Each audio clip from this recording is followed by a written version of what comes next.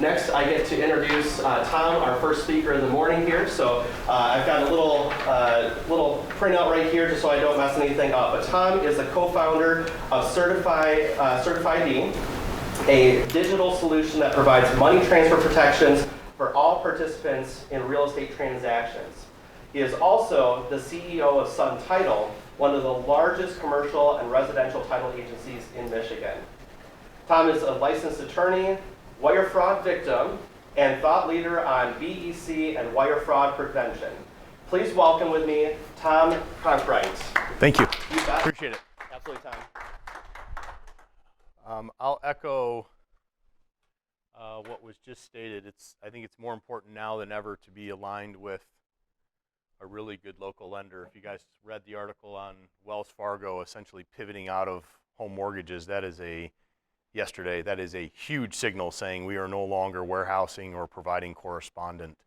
And there are not only individual attributes to lending, but there are zone attributes to lending where you have to have a lender like Merck, where you have a strong portfolio to understand where are the benefits that a local lender can provide. So there's a lot of changes. I'm not a mortgage lender. I'm a recovering lawyer on the title space, but there's a lot of movement in the space right now, and it'd be a great check-in while we go through this cycle to partner. So, as mentioned, we're going to talk about wire fraud today. My name is Tom. I'm one of the co-founders of Sun Title. Certified was born out of a wire fraud experience that we had several years ago. Back in 2015, Sun Title was hit with a wire fraud that cost us just under $200,000.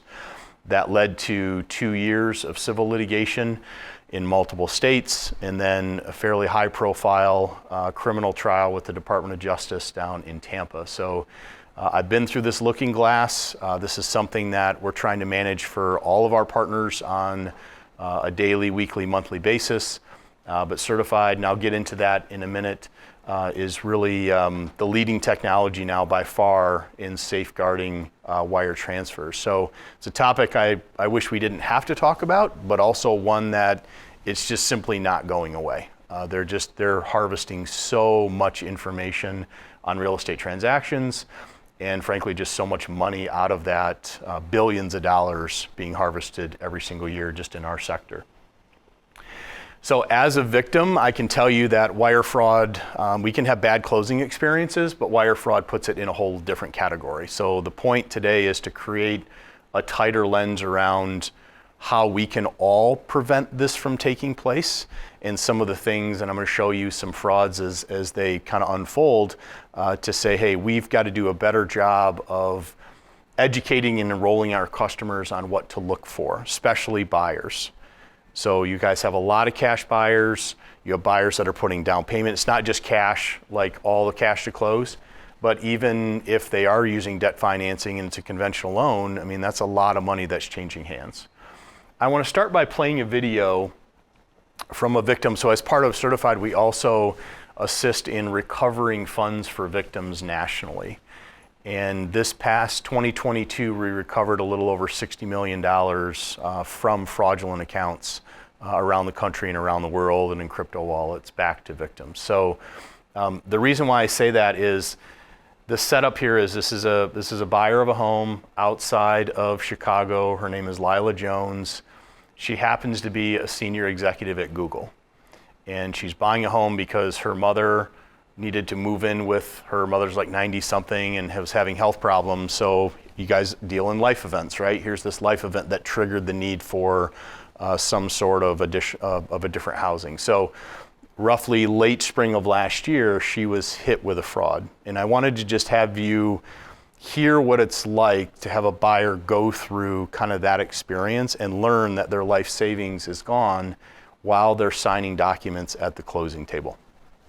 So this is about a 6 or 7 minute video I'll play here.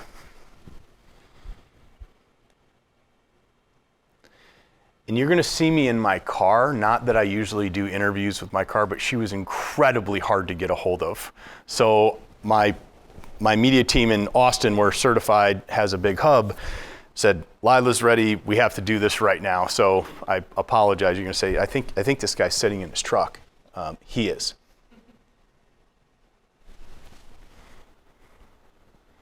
Lila, thanks for joining.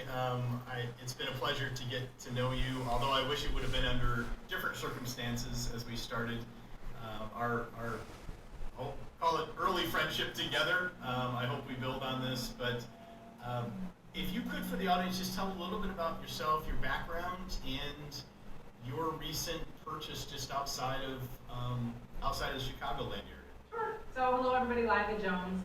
I'm a Chicagoan. Very proud of that. Been in Chicago for about 20 years, I'm happy to say. And I'm also the proud mother of two. Recently got married back in December, which was great, in Puerto Rico. Awesome. And most recently, my 92-year-old mother came to live with us. And that's important because that's really kind of the background of why we were looking for a home.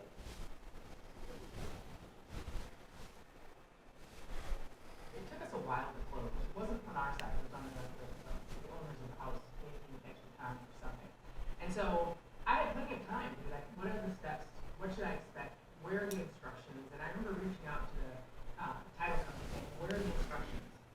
What I wished would have happened is that they said to me, don't look for instructions via email, just call me. That would have been wonderful. We'll talk more about that later.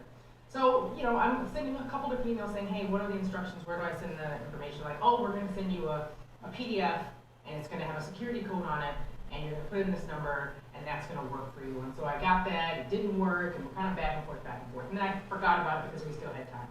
Now, fast forward to the week that we're supposed to close. I'll never, ever forget this. So Monday, I think we were closing on a Thursday. So Tuesday, actually, I was like, okay, it's 24 hours before. Monday, actually, was 72 hours before. And I said, okay, what should I do? So I sent another email saying, hey, I still don't have this information. We're closing this week. I want to be super proactive. Where's the information? And that's where things went wonky. When I sent that email to the person who I've been talking to all along, I got a response from someone else. I didn't realize it at the time. It was like, oh, you're having problems? No problem. Here's the information here in the email, which made sense to me. It made sense to me. There was nothing that would make me think that that would be the case. And so I went to the bank, did the wire, everything was wonderful. I signed my new offer letter on my new job because I was interviewing during that time, and they actually finally got to the offer letter. So on Tuesday, I signed the offer letter for my new job. And on Thursday, we're going to go and close, only to get there and find out that after sitting there for an hour going through all this stuff, and they said, where's the money? I'm like, hey, we sent it a couple days ago. It wasn't there. And that's when things got really, really interesting because I was like, what? Like, where is it? And they were like, oh yeah, let's see the email that you got. And I showed them the email like, oh yeah, that's spoofed, which they figured out in 2 seconds. We never said that. That person didn't send that email. We don't know where your money is. Here's some instructions on what to do. And they gave me a pre-printed form, strangely, and said, kind of good luck. So now think about this now. It's like Thursday at 5:30. I've got everybody calling my phone saying, hey, is it done? Are we, we moving? Kids are excited, blah, blah. And I'm sitting here trying to figure out, where's my money? What happened to my money? How am I going to get this money back?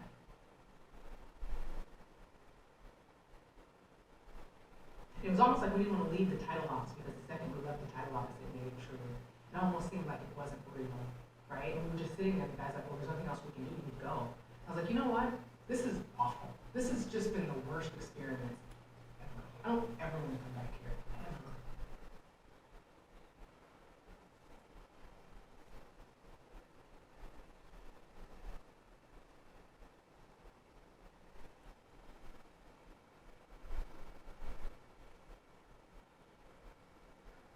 I went on this emotional roller coaster of feeling like, how dumb am I? How is it that I work in a tech company and I didn't catch this? And I felt like a lot of shame, right? A lot of shame. And then I also felt like, what are we going to do now?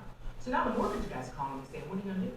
And you're like, I don't know what I'm going to do. So A, you're trying to figure out, how do I manage getting this money back? And then B, you're trying to figure out, how do I keep my emotions in check and not freak out? And then finally, you're trying to figure out, how do I get this transaction to keep going? Because nobody's going to wait.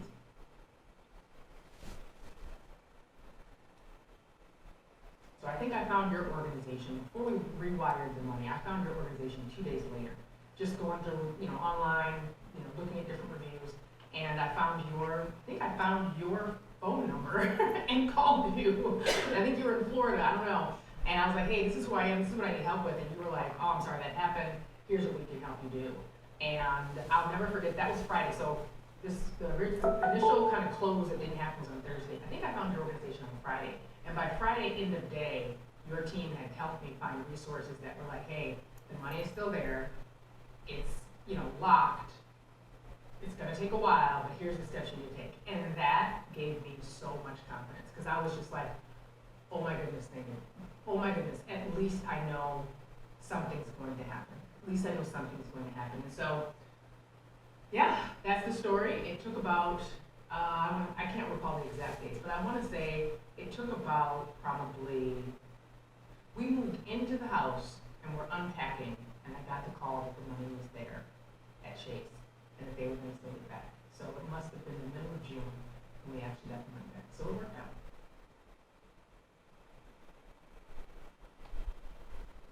Secure your information. I mean, it is that important. They're almost like a bank, right? With so much money going back and forth. Up your security. Take your tech seriously. I'm not just saying it because I work for a tech company, but this is a prime example. A lot of mom and pop organizations that have not modernized, and there's so many holes and there's so many opportunities for people to be taken advantage of because of that. That it's almost impossible to believe. So improve your security. Nothing like a consumer educating the industry on what to do. So I wanted to share Lila's story because it's the story of, unfortunately, so many buyers these days. I mean, was certified in our recovery services team. We receive about 3 to 4 inquiries a day, 7 days a week. Most of those are either title companies that thought they paid off a mortgage, and there's this whole mortgage payoff fraud going on right now on the title sector, but the other half are just consumers that show up to closing. And this is a West Michigan thing too. I think I was involved in, what was it guys, 3 or 4 last year for brands around. And the irony of the fact that we created Certified out of this experience at Sun Title, because we're Sun Title owners, a lot of competitors won't use it. So they will expose their customer rather than putting in a solution. So it's just maddening. But we help those customers as well.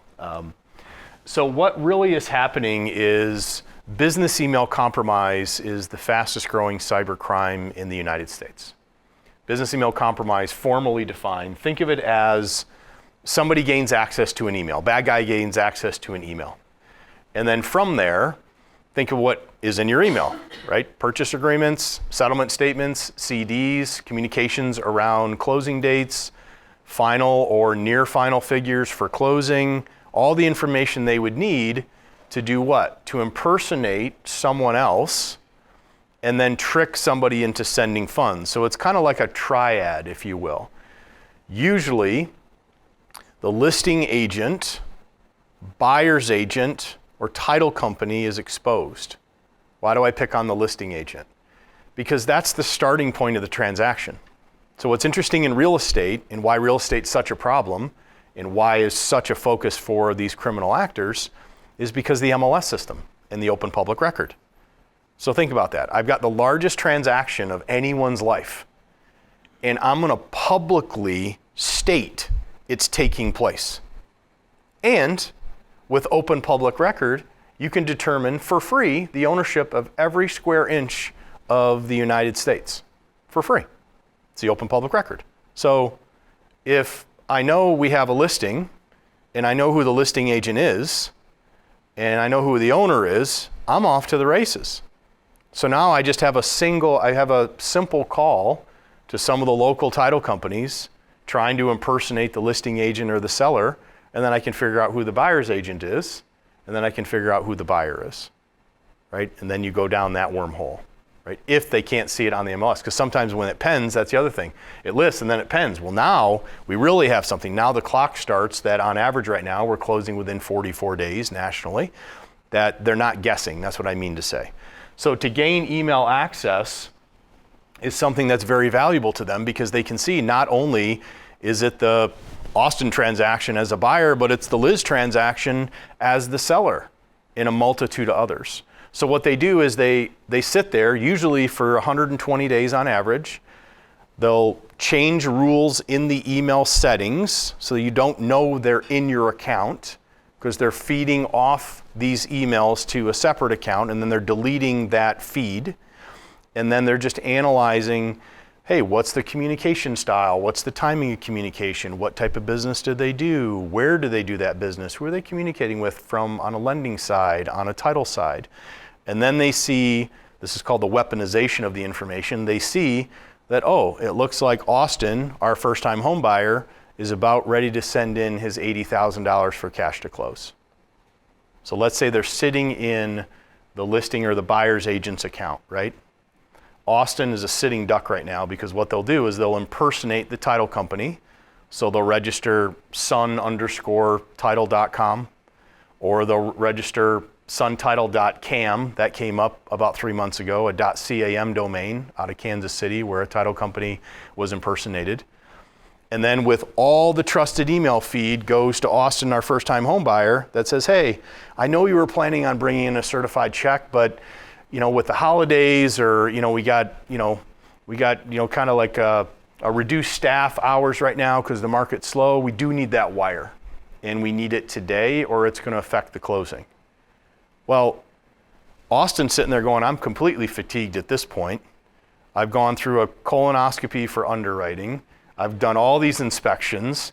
I'm getting this like fire hose of everybody asking me stuff. And all I really want to do is move out of mom's basement because my wife's pregnant and into the house, and I've already missed out on several houses, right? So think about that buyer fatigue, and they're just completely disarmed. And I'm going to show you some examples of emails where that was the final email that was sent where money was transferred.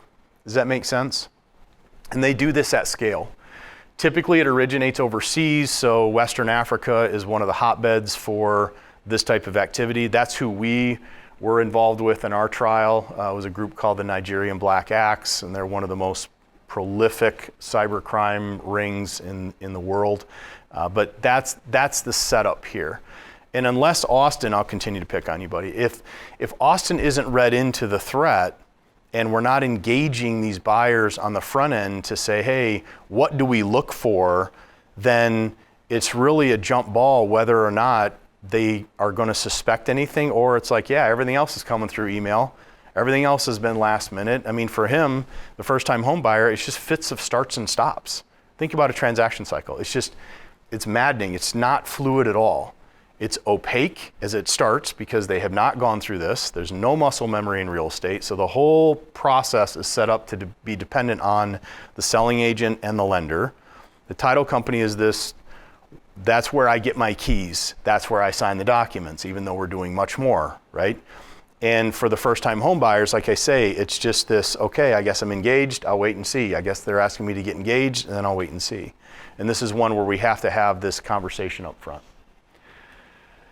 There's so much money flowing, and now you have cartels moving into the digital space. So rather than having to find land and plant and tend and sow and then ultimately process, then distribute and try to repatriate what are hard goods and drugs and that type of stuff, they can say, wait a second, there's a whole digital rail that we could create here, and we can do this 24/7, and all I need is an internet connection and a computer. And it's true. So business email compromise now on the dark web, you can go in and you can just buy these services. So if I'm a bad guy and I'm sitting on $1 million and I'd like to get a healthy return on that because cryptocurrency's down, I'd say, okay, how about I invest in business email compromise? And all I'd have to do is fund a digital wallet, and they'll push the entire strategy through end to end. It's called business email compromise as a service. And the way it starts is you have a boss man, the CEO, and they pride themselves in saying, okay, I'm the one running these scams. It could be business email compromise in real estate. It could be business email compromise in corporate invoice fraud. It could be healthcare fraud. This is agnostic to any type of industry or transaction. It just so happens, though, that real estate has a high guaranteed payout and a really simple transaction cycle to penetrate. Then they provide open source mass phishing. So open source phishing is this idea that, hey, You hear that such and such, so many records were breached, right? Netflix breached, Target, huge breach several years ago, whatever. Well, those are all of our records. So you have to assume that your username and password at some variation is out there, and probably your social number, and maybe your driver's license or passport number. So they'll open source and say, okay, I really want to gain access to some credentials so I can start phishing.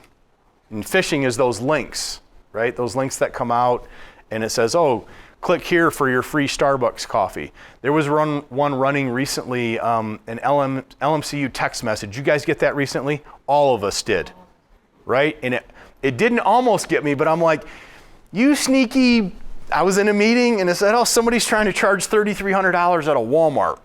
I'm like, I didn't think you could spend $3,300 at Walmart, but all right. And then I noticed at the top it was like a 704 number, right? And then my wife, it wasn't last night, the night before, we were in the bathroom getting ready for bed. She's like, hey, isn't this what you were talking about? It came right to her phone. I'm going to show you what that looks like on the back end. Where does it go? But that's a phish, right? I heard somebody recently, they got phished by a bank, gave up username, password, social security number, and tried to upload his driver's license, and he didn't even bank at that bank. Hey, your bank account's being suspended. You need to log in here and re-credential it. They didn't even have an account at that bank. That's the open source phishing. What they're doing is they're gaining email access. Does that make sense? And then the minute they gain email access, statistically within 2 minutes, they know where to go on the back end, they set up rules, and then they start to feed and filter emails out, and then they start to monitor those at scale. We actually saw, I was speaking in North Carolina in a closed door fraud summit, and there was an FBI special agent in the cyber division, and he showed that not only does it go to one email, sometimes they'll kind of daisy chain it and they'll send it through 5 different sets of emails, and then it would go overseas into Nigeria. So it just immediately routes around to try to mask where all this stuff is going. And the minute it hits, it deletes, and it goes and deletes and goes and deletes, and then it ends up in some server somewhere. So not to over rotate on this, so they did the changes, then they monitor. And again, if your email is compromised, you're not going to be the target. Someone else is the target. Okay, so there's 2 targets in real estate right now: buyers and title companies.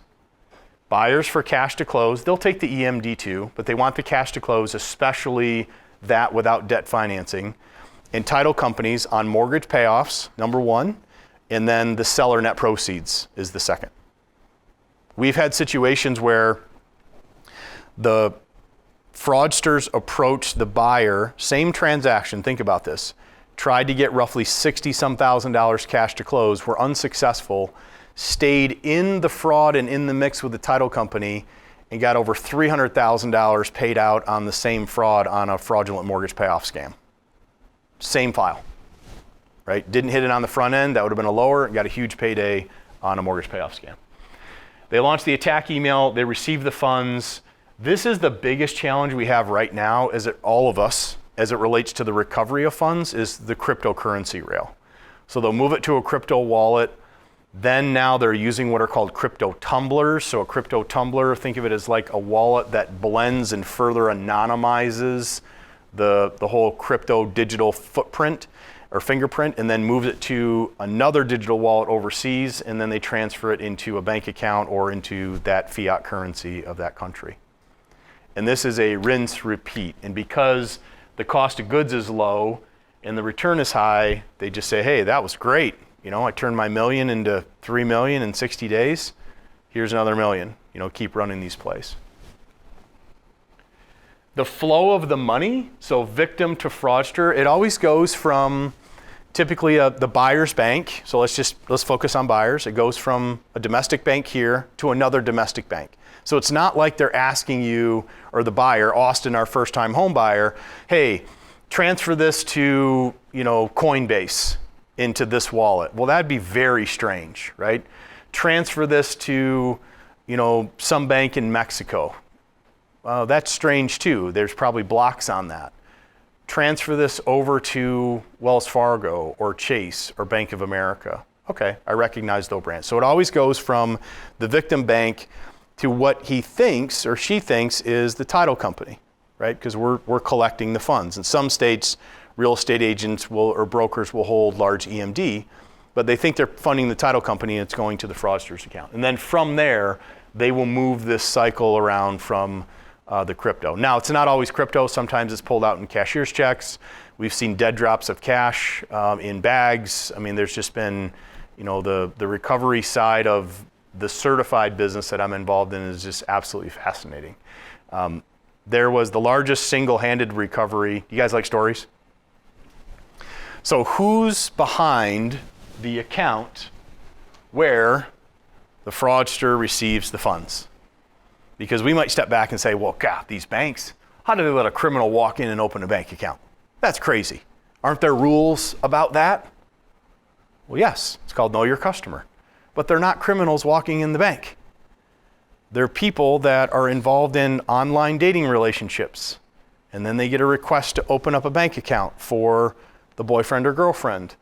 They're elders that are working from home for a nonprofit or for an accounting department of an international corporation. So on the back end of this is a whole nother industry, and that's recruiting money mules to open accounts or use accounts to launder funds to the tunes of hundreds of billions of dollars a year.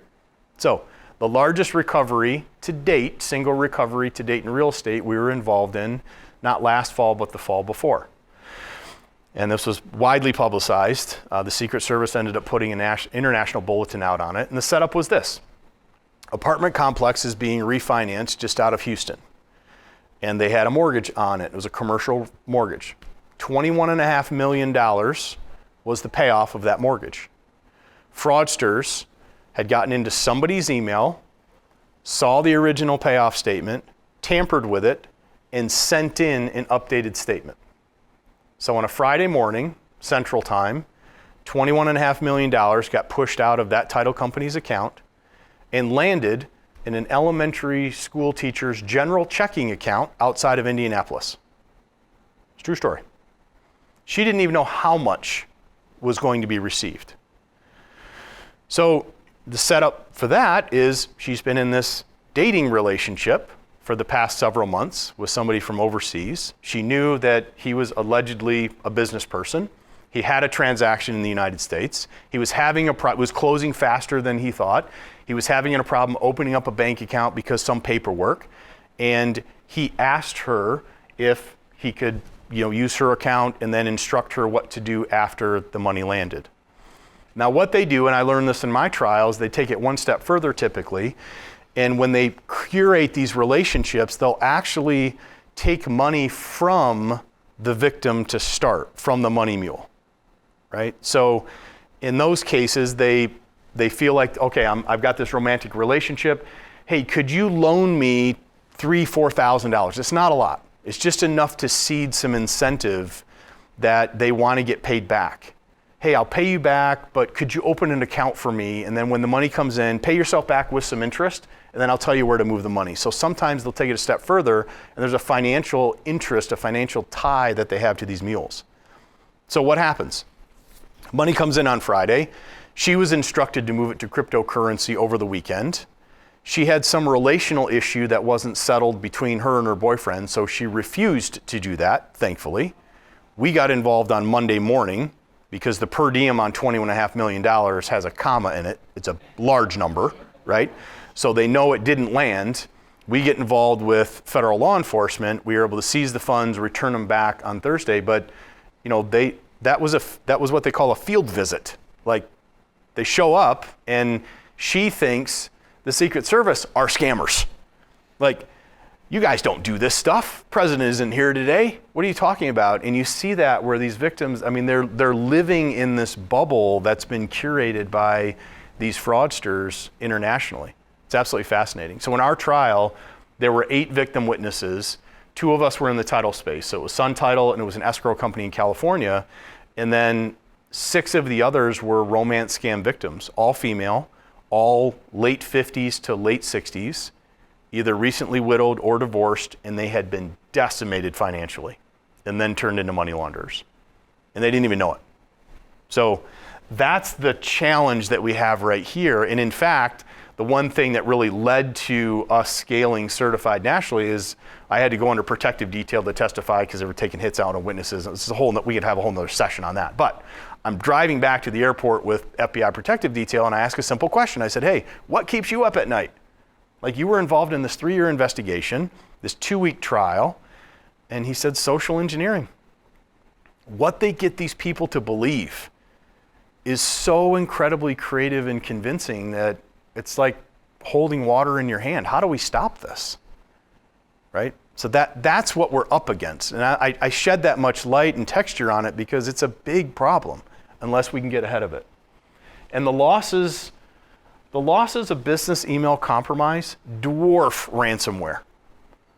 Ransomware gets all the headlines. Had the FAA thing yesterday been a ransomware attack, right? Even though it wouldn't have cost any money other than loss and this whole disruption this week in flight, you guys are aware of that. Some antiquated system, 75 years old, didn't reboot yesterday morning randomly, okay?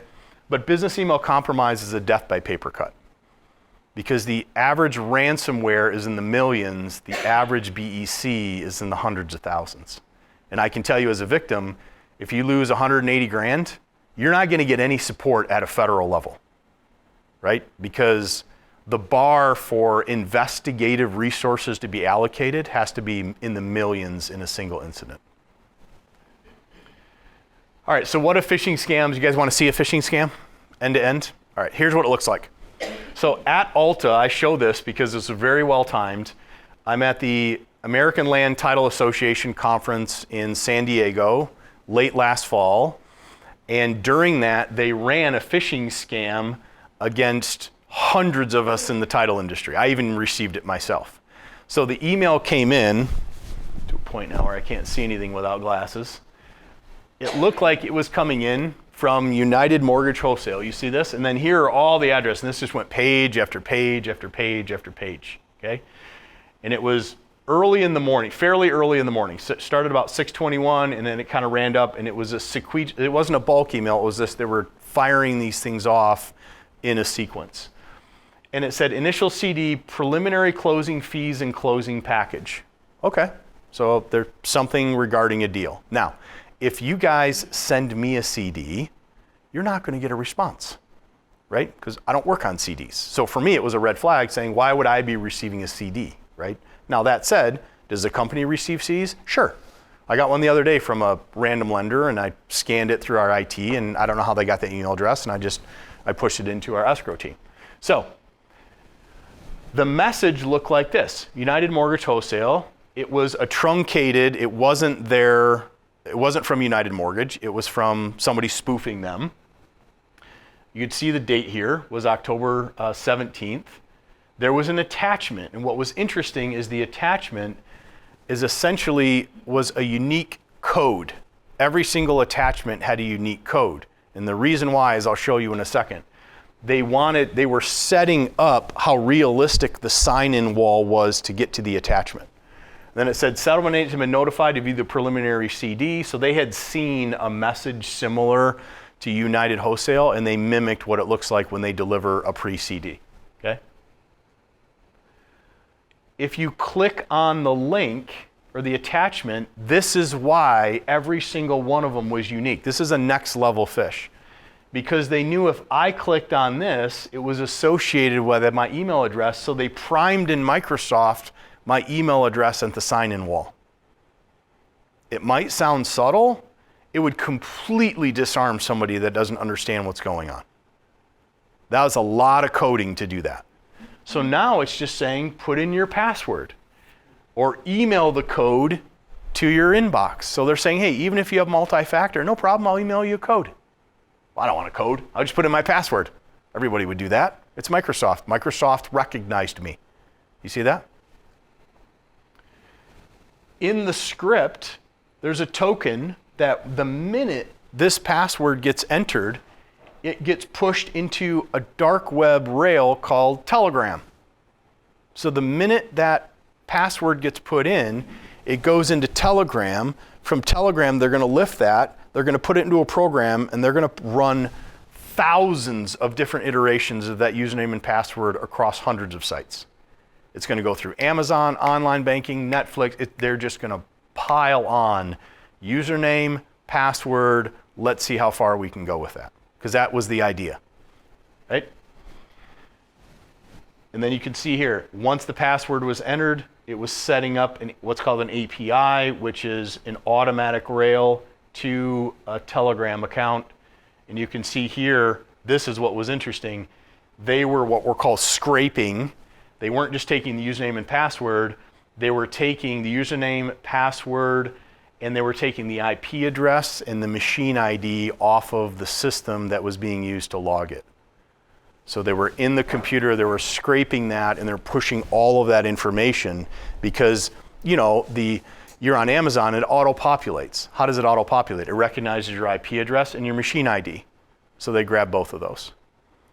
So the LMCU or what other scam, that's the sophistication behind some of those phishing attacks. And this is one of the more sophisticated setup targeted attacks that we've seen because it was just so well baked.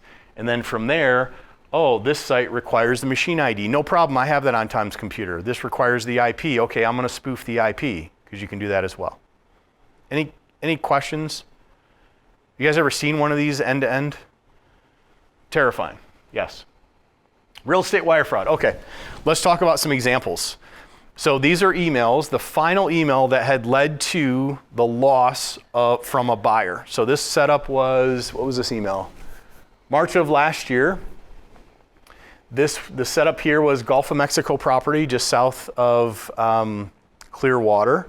A tech entrepreneur who lived here, he had a recent, very successful exit, said, hey, I've been looking at this bungalow here, finally went for sale, and I want to buy that lot. I think the purchase price was like 1.2 million or something like that.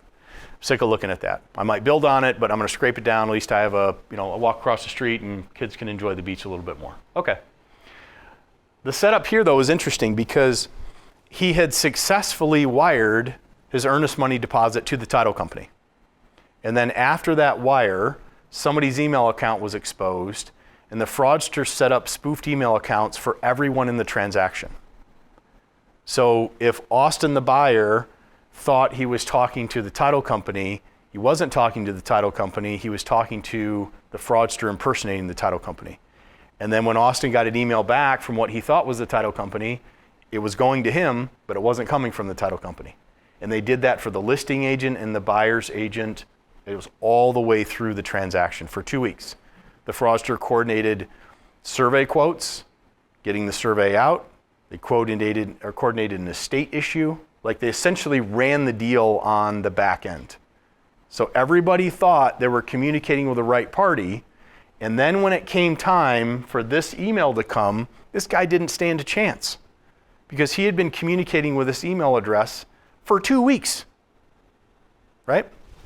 So let's read it. Thanks for the heads up.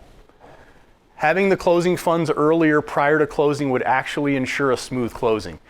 Why is that stated that way? Because he was asking for the wiring instructions. So now what we're seeing is the patience on behalf of these fraudsters to make sure that the hook is set before they even give up the wiring instructions. 2 years ago, it was a single email. Hey, Austin, I'm Sun Title, something changed, I need the money, I need it now, send me the Fed ref number when you get it out, see you tomorrow. It was just quick, they're not doing that anymore. Hey, I'm gonna spend some more time, embed myself in this transaction, and I'm gonna make you really want these wiring instructions before I give them to you. I will recommend you using, so the English is a little broken, the closing funds, it meant to say, I'd recommend you sending the closing funds out today. Attaches our wiring instructions for your use only. Let me know if we should be on the lookout for the closing funds today. Why are they asking for that? Because wires are immediate. Unlike a cashier's check that's going to take 5 to whatever days, up to 10 days to fully clear, wires are immediate. So you could get a wire and you can immediately move it to another bank account, overseas, crypto wallet, whatever. These are the wiring instructions. It says Mulder 401k LLC. On top, Mulder 401k LLC as trustee for the title company. But here's what's crazy. This is a successful tech entrepreneur. He was a young, really intelligent guy. I got to know Adam fairly well in this process. And I asked him, I said, Adam, I gotta just ask a question, man. I'm trying to indict you, but if you had already wired money for your EMD, and it was a large EMD, and you saw that you were sending money to a 401k account, any red flag? You know what he said? I didn't even look at that. I just sent it to my private banker and told them to wire the money. That's what he said. And that's why I highlight Lila and I highlight this one, because this isn't a old or young, this isn't a high school versus postgraduate educated, this isn't, hey, I'm in industrial versus technology. This is like everybody. And we're responsible, honestly, for making sure that at least we de-risk this for the consumer. Because the consumer, and this is what I get every single time, and it just drives me nuts. Every single victim that I get to talk to on the consumer side of a real estate fraud, which are buyers, I ask them a simple question. Is all of this new information? Is the whole idea that you could lose your life savings new? Or did somebody actually sit down and say this could happen? I am yet to hear, and this has been hundreds and hundreds, that says, you know what, I forgot. They say, all of this is new. I didn't even know this was a possibility. I still can't get my head around the fact that this happened. Listen to Lila, I don't want to leave here because if I leave here, it's true. I just want to sit here and believe that you guys are playing a prank on me or something like that. Mortgage payoff email. Why do you care about this? You care about this because if the title company you're using gets hit with a mortgage payoff and they can't make good on that payoff, guess what? The lien holder of the seller is not discharged, and the new money will be in second lien position. And I would argue the deal isn't fully consummated. There's a legal argument here. So you want to make sure end to end that the title provider, and I know we're dealing with split closings, we created, I'll show you some of the things we're doing at Certified to draw contrast into what success looks like at scale. But here is a mortgage payoff fraud. This is a house in Austin, Texas.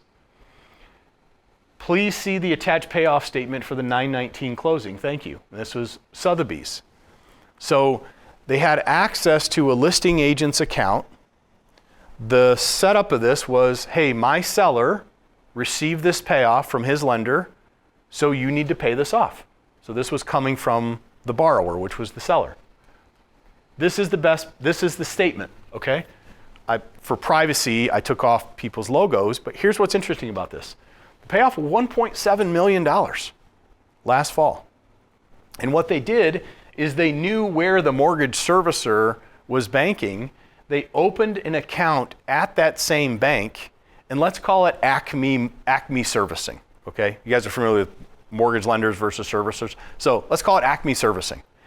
They opened up Acme Management LLC for the benefit of Acme Servicing. That was the account name. So the same bank that banked Acme Servicing allowed somebody to walk in with corporate papers and create Acme Management LLC for the benefit of. Now, we talk about the Federal Reserve should do name matching. The Federal Reserve should say, if it's going to Acme Mortgage and it says Acme Service or Management, it should be a red flag. Statistically, they say it would fail 60% of wires going through the Federal Reserve right now. You guys have heard of Boolean search? This idea that, well, is it comma LLC? Was it L period, C period? Was it management or managements? You see what I'm saying? So the name matching right now, because there's so many, if the Federal Reserve sees an account, an ABA number, and an account number that's active under that ABA, it will clear that settlement. To test this, I sent a wire to Winnie the Pooh a few years ago. So we had a closing and I had an attorney and I said, look man, I need to test something here. It's gonna land in your account, but I wanna put Winnie the Pooh as the account holder. And sure enough, I get a federal confirmation back. I need to start using that. A federal confirmation back that says, congrats, your wire was successfully sent to Winnie the Pooh, and then I got all the FedRef information. So that's the concern here. And then to my utter dismay, this was not last night, but the night before, one of my branch managers sends me this email. So what's the setup here? We're closing a transaction, Sun Title is, where we're representing the seller. And another title company is representing the buyer, okay? Well, I don't know if you know this, you probably do, but if there's a mortgage lender, the buyer's title company has to control all the funding because we're insuring the first lien position of the new lender. That's the loan policy. So anybody issuing a loan policy has to be the full dispersing agent on the file. It's just the way it works. Otherwise, we can't provide the title insurance commitment. So here's an example, and as much as I would love to shame this brand locally, I won't. But let's call this a best practice fail in 2023. This is shocking.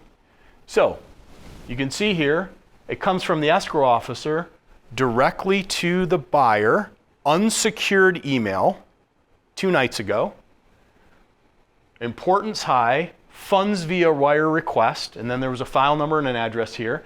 I just left you a voicemail, but wanted to email you also so that we can all be on the same page for your closing tomorrow.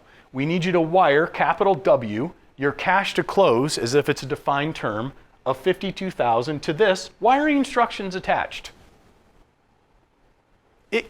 It's unacceptable on so many levels. And I say that because if somebody's email was compromised, and this buyer is clearly not read into the issue of wire fraud, and you should never accept instructions over email, much less unsecured email, you're an absolute sitting duck. And the problem for you guys on this is everybody shares a piece of this liability unless you can prove you educated them and you set them up for success. And when I see this stuff, it just makes me want to just run down the street and say, as an industry, we in title have to do a better job. But we also need to recruit you to help us as well. Does that make sense? Do you see emails like this? No? Our banking friends do, all the time. So how do we are any questions about the fraud, who's behind it? I want to pivot to, I want you guys to leave with some examples of like, how do we think about this differently? What can we do together to make sure that you're not calling me or my team because somebody showed up to a closing and their life savings was gone? Because it's happening here. It's just not being reported. And when I show you that, whatever, $2 billion is lost, that's like 10% of what's actually happening. Because so much just gets, look, who's going to call News 8 and say, you know what, paid off, I covered it, but I lost 108. I got tricked and I sent $180,000 to a fraudster and I thought I was paying off Mercantile Bank. That's not good press. That's not good press, right? Yeah. Does the fraudster look like teenager, young adult in their parents' basement with a laptop, some Mountain Dew, Cheetos, or? Yeah, you know, it's interesting because this is really sophisticated crime. So we think about cyber crime and cyber hackers and hacktivists. You have all these terms, and you have that visual, right? Where hoodie, working third shift, you're right, snacks, Red Bull, blah, blah, blah.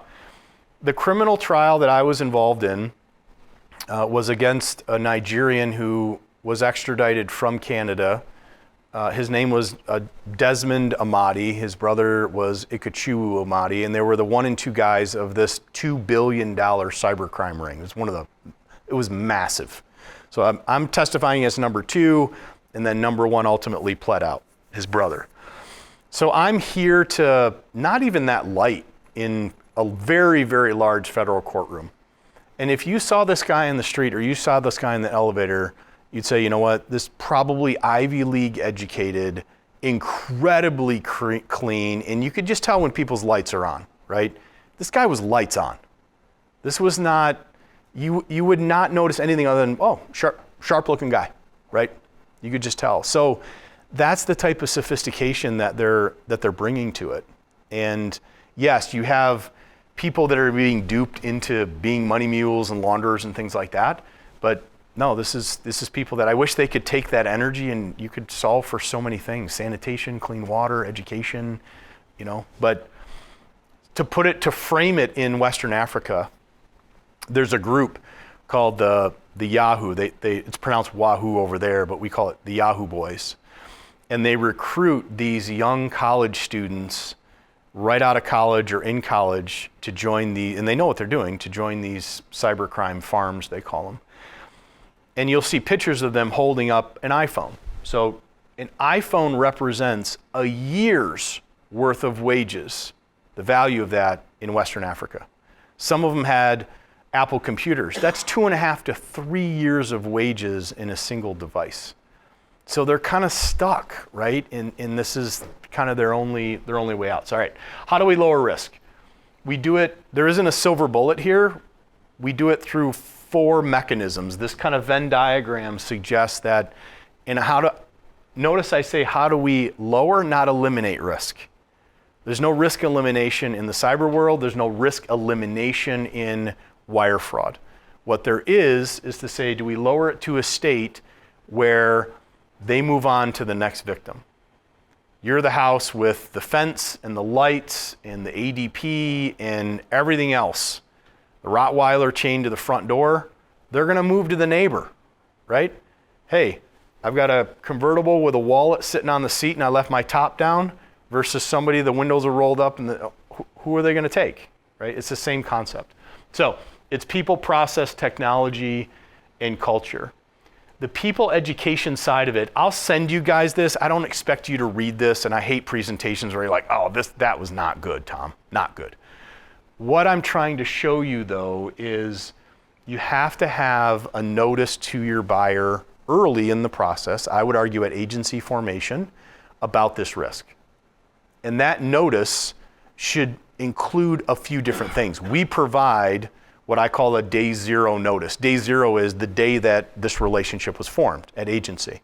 Hey, Austin, if I'm the buyer's agent or the selling agent, I am absolutely your guy to find the neighborhood, to find the attributes of the property, the experience that you want for you, your wife, and your young baby.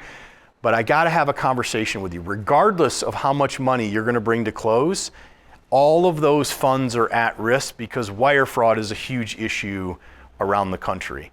And what it looks like, and by the way, I won't know, and the title company won't know, and your lender won't know if it's going on. And here's how it plays. So you give the buyer a state of play. It's gonna come in, there's gonna be a request by an email, it's gonna include wiring instructions, it's gonna look like it's copying me and the title company, blah, blah, blah. This is face mask grab, listening. This is important, man, because this is the last conversation I might have because an hour later they could get hit. We've been involved in recoveries, guys. There was a New York lawyer that got hacked. Buyer and seller were still working through a final term on the purchase agreement. The seller hadn't signed the counteroffer yet, and the buyer wired the life savings off to a fraudster. Didn't even have a fully consummated purchase agreement. All right, I'm gonna get the hook here soon. What it is, what it's not, and saying, hey, you acknowledge that you understand I told you about this risk. Why am I doing that? Because we have to meet what's called the standard of care. We're not responsible for driving Austin to the bank. We're not. We're not responsible for being over his shoulder when he logs in and initiates the wire transfer request at his financial institution. What we are responsible for is to say, look, there's something out here. You need to be aware of it, and I'm providing you notice on what to be aware of. Sign here. And I would document that. If you can do that on the front end, it sets us up on the back side of it because you could send me the title order the next day, or you could send me the title order 5 days from now. I don't know, right? What we've done at Certified, it's a layered approach. So we've developed the technology and scaled the technology that wiring instructions are only coming after we have confirmed it's Austin digitally, Austin's device can be trusted, and the whole thing of Certified is meant to do some very important things. One, it has an education layer built into the platform. It only takes 60 seconds for a consumer. But it says, hey, wire fraud's an issue. And Sun Title's using certified to safely provide you these instructions. But just before Austin will receive our instructions, it says, hey Austin, you acknowledge you're receiving wiring instructions and you agree only to follow these when you wire your funds. Now, do I care if people wire funds to me for closing? I don't care. I'll take a cashier's check. You can drop off, well, personal checks only up to $1,000, but it's not that I'm forcing buyers to do wires. It's the idea that he needs to know if he's solicited to wire money or if he chooses to wire money at the last minute, what does that success look like? Some companies say, you know what? We don't worry about wire fraud because we tell our buyers, just send a check in. Just bring a check. That's not wire fraud education. That's not wire fraud prevention. Because the fraudsters last year saw more of that, and then they just changed their email saying, Austin, I know I said you could bring a check, but check out this email from the title company. They're saying they need a wire. Could you just go to the bank and get this done? Oh, okay. Right? I'm at time, I think. Any questions? So this year alone, just to show you some numbers, we have safeguarded and insured through certified. This is just our pipeline at Sun, a little over $2 billion of safe transfers. That was spread between 1,400 buyers that were fully protected, another 1,000 outbound nets, and now we have a full payoff solution that's insured. And that's the thing is, Lloyd's of London insures every transfer directly up to $1 million. And I'm not here to sell certified. I'm just saying that whatever title company you're using, they better be able to walk through and say, okay, it can't be emails that you saw. Even if you're on the other side of that, that's just a world that is patently unacceptable right now. And I'll leave you this, if you have a buyer that you suspect lost money to a wire fraud, I need to be your first call. I'm not going to shame or blame. I'm just going to get to work. We're going to find money, and then we'll do a post-game after as to what needs to change. All right, I'm out of time. So thank you guys.